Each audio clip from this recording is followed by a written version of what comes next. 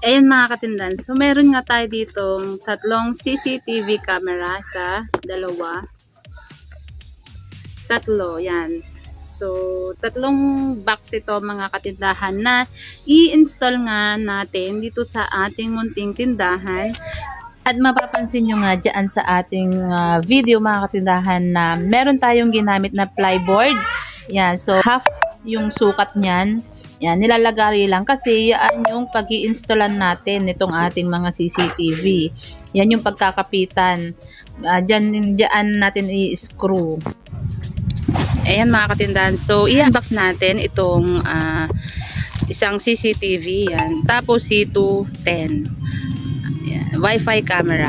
Yan. So, as you can see, yung nandito sa cellphone is yan na yung naka-install na CCTV dito sa store natin. So, habang nag-video kami dito mga katindahan is nakikita ninyo yung action namin dyan mismo sa CCTV.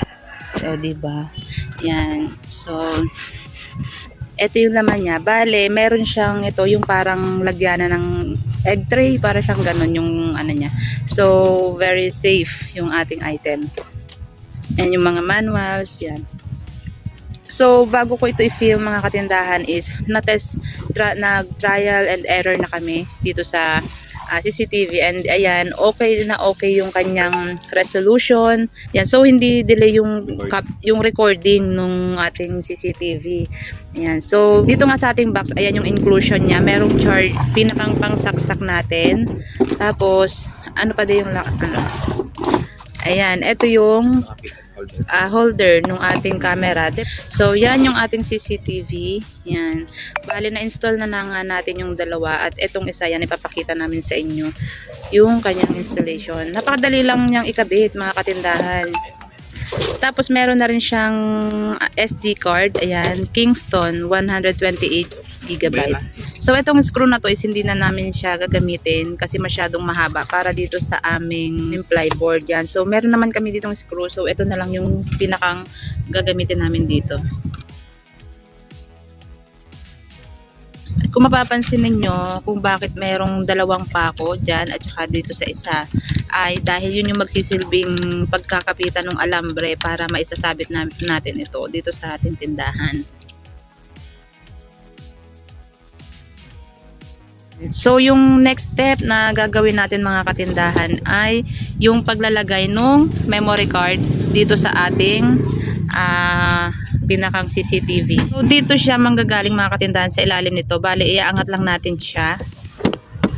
Ayan. Ayan. Hanggang sa lumabas yung pinakang lagyanan. So, etong button na yan, yan yung reset button. Ayan o, reset button. Ayan. So, dito yung SD card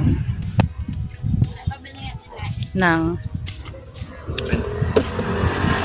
yan. So okay na, naikabit na natin yung SD card. Yan. So pwede na natin siyang i-install. Let's go!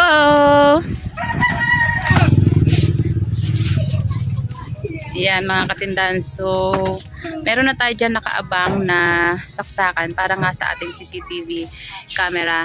Yan. So yung saksakan na yan is in-install lang din dyan para umabot na yung ating saksak.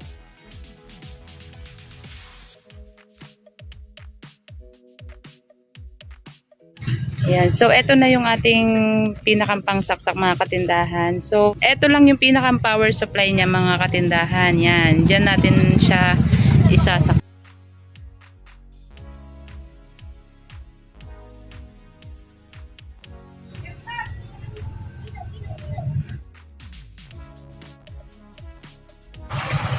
Ayan. So, yan. Nakita nyo mga katindahan. Umilaw na siya kasi naisaksak na. Red and green yung pinakang blinker niya. Ayan. So, umiikot-ikot lang siya ganyan mga katindahan hanggang hindi pa siya naka-connect sa ating wifi. Ayan. So, iikot-ikot lang siya na ganyan. Parang ganyan din yung dati namin na CCTV hanggat hindi siya naka-connect is ikot lang siya ng ikot ng ganyan. So, i-connect na muna natin siya. Let's go. So, this time ay pupunta lang tayo sa ating Google Play at i-install natin yung TP-Link Tapo app. Yan. Para magkaroon tayo ng access sa ating CCTV camera sa pamamagitan nga nitong application na dina-download natin na ito. At once nga na na-download na natin itong Tapo app is madali na natin siyang maiko-connect sa Wi-Fi at ayan na, start na natin na mamomonitor ang ating area kung anong mga kaganapan, di ba? Yan, so dito tayo sa Tapo app, open lang natin. Yan, dinownload namin yan sa Play Store. Tapos, yan yung meron tayo na dalawang Tapo camera na naka-install. And then, kiklik lang natin yung add button. Yan, add device. Tapos, indoor cameras. Kasi indoor yung Tapo C210. Yan. Next. So, i-click lang natin yung Tapo Cam na lumabas na yan. Kasi yan yung pinakang Wi-Fi connector. Tapos, click next lang natin para doon sa connection ng Wi-Fi. So, connecting na siya sa ating Wi-Fi. Yan mga katindahan. So, nag-connect na siya. So, yung device name, pwede natin siyang i-change. So, ilalagay namin dito is Chinelasan or ano ba, Chinelas. Next. Next. Next. Tapos hanapin natin yung icon ng camera. Okay na. Okay na. Sounds good. Skip. Ayan. May bayad to eh. Ang alin. Yan. Skip Yung lang natin siya. Got it. Got it. Yan. So, tatlo na yung ating camera. Ito na yan. CCTV. Okay. Yeah, so, dahil bagong install pa lang natin siya, kailangan natin i-click yung initialize. Yan. So, not now muna tayo. Kaka-install lang nitong ating CCTV is kailangan nating mapa 100. Tapos, mapapansin nyo mga tindahan na mayroon nga siyang microphone. Yan. So, naririnig yung mga voice and everything yan na detect niya. I-set na natin siya kung saan natin siya itututok with the K. Yan. Perfect. Okay. Yun. Ayan mga katindahan. So, kita nyo sobrang linaw.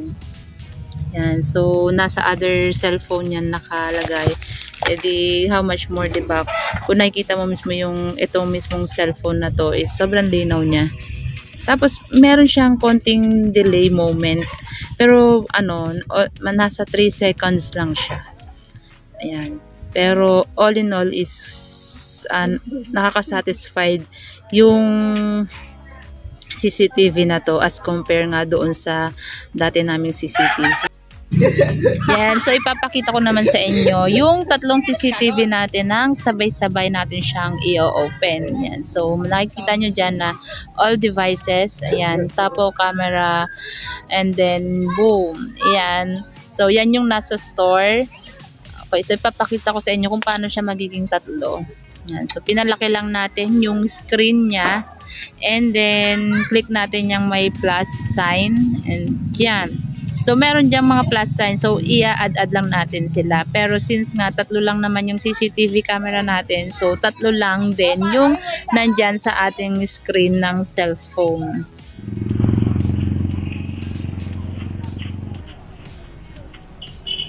So, ayan mga katindahan natin. Nandito nga ako sa area ng aming mga chinelas. At ito parinig ko lang sa inyo. Ipapakita ko lang sa inyo kung ano ba yung meron dyan sa ating CCTV camera. Kung gaano siya kalinaw, kung naririnig ba yung boses. Ayan, and then yun lang. Gusto ko lang siyang ipakita sa inyo ng actual real time para mas ma-appreciate nyo yung ating CCTV camera. Pag naririnig nyo ba, yan, may sa labas, maraming kaya nagsasak niya na ingay. So, yan nga yung real time ng pangyayari dyan sa ating CCTV. Yan. So, nakaka-satisfy talaga yung binibigay na quality nitong tapo camera. Yeah, so nakuha nga namin itong CCTV camera na ito sa halagang 1,924 ang isa. Yan. So tatlo yung kinuha natin na CCTV, kaya naman i-times nyo na lang siya sa tatlo kung magkano yung kalalabasan. At ayan, nandyan naman sa screen nyo kung ano yung mga in-order ko at kung ilan. Ayan. So yan yung total nila mga katindahan. So napakaraming feature pa na pwede nating ipakita dito sa CCTV na ito. Pero syempre dahil hindi naman lahat natin ay matatakel dito sa CCTV na ito. So sa mga susunod na video ko sa inyo, kung may pagkakataon man na ma-film ko ulit itong CCTV na to, is mas papalawakin natin yung mga feature, kung ano pa yung gusto ninyong malaman. Kung meron kayong mga katanungan, just comment down below para masagot natin yan in the future. Ayan. So ayan lang muna mga katindahan for today's video. Maraming salamat sa inyong palaging panonood and happy selling!